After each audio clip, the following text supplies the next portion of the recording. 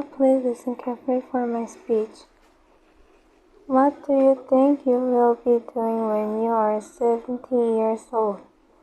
I want to gardening when I am 70 years old. I want to gardening when I am 70 years old because my grandmother liked gardening. Also, I like gardening too.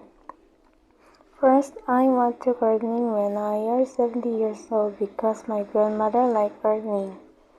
My grandmother usually gardening. In my grandmother's garden, there are many potatoes, watermelon, and grapes. However, my grandmother's vegetables and fruits are very delicious. Second, I want to gardening when I am 70 years old because I like gardening.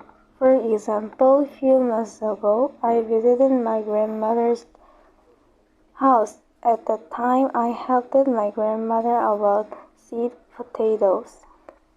That is very hard and tired, but that is very special experience to me. In conclusion, I want to garden when I am 70 years old because my grandmother liked gardening.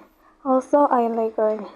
What do you think you will be doing when you are 70 years old? Thank you for listening for my speech.